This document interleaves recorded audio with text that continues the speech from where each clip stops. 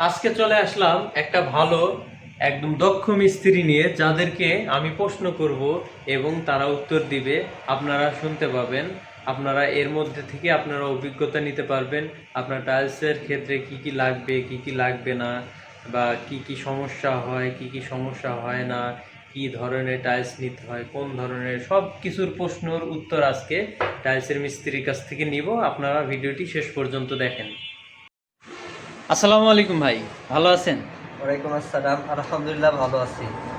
আচ্ছা, আমাদের দর্শকদেরকে আপনি বলেন বা কাস্টমারকে বলেন, মানে কি কি সমস্যা হয় আপনাদের টাইলসের ক্ষেত্রে? টাইলসের ক্ষেত্রে যেমন ধরেন আপনার কিছু কমা কমা কোম্পানি আছে যেগুলোর কারণে আপনার টাইলসের সমস্যা বাংলাদেশে বেশি দেখা দেয়। টাইলস ছোট বড় এবং মাটাম কাটা। মাটাম কাটা জিনিসটা কি? মাটাম বলতে আপনার চার কোণা যে সমান থাকার কথা ছিল, কিন্তু এক কোণা একটু ভাঁজ থাকে বা এরকম এরকম সিস্টেম থাকে, যার কারণে আপনার জয়েন্টটা মোটা চিকন হয়ে যায়। আচ্ছা।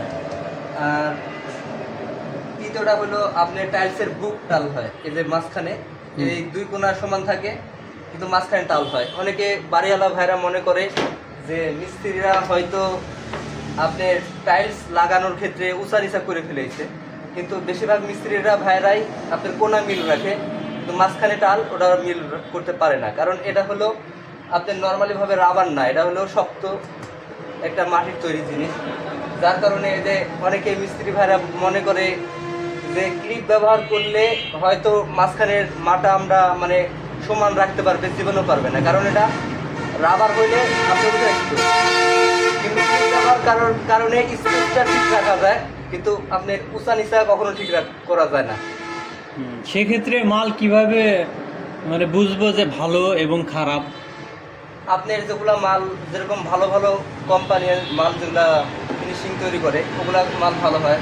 যেরকম নতুন কোম্পানির, বাংলাদেশে এখন তো কোম্পানির অভাব নাই, সেক্ষেত্রে আপনার ভালো কোম্পানির মাল দেখাতে হবে। যেরকম যে মির,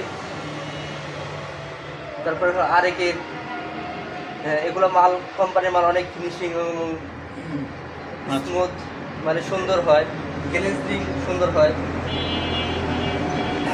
আচ্ছা, আর আপনার এ গেট বি গেট চেনার উপায় কি?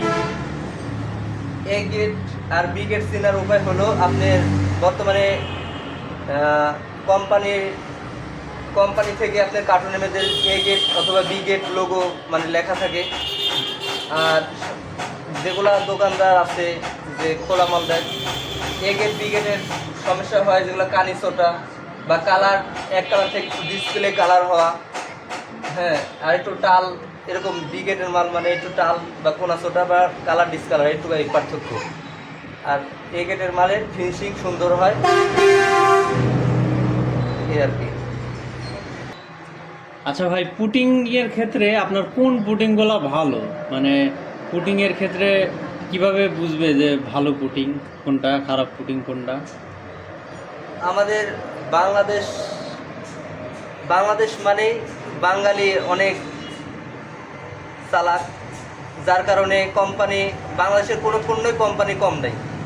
সব কোম্পানি অতিরিক্ত বা বেশি বা একজনের দেখা দেখে নকল বা এইভাবে তৈরি করার চেষ্টা করে, যেগুলো আমরা বাজারে আসলে তো ভালো কোম্পানিগুলা যাচাই বাছাই করে নিব। আর খারাপ যেগুলো লোকাল কোম্পানির মাল একটু খারাপ হওয়ার সম্ভাবনাই বেশি। হ্যাঁ, এটা পুডিং করার সময় যদিও বোঝা যায়। আর খারাপও সর্বসময় কমই থাকে, ভালো জিনিসের মূল্য সর্বসময়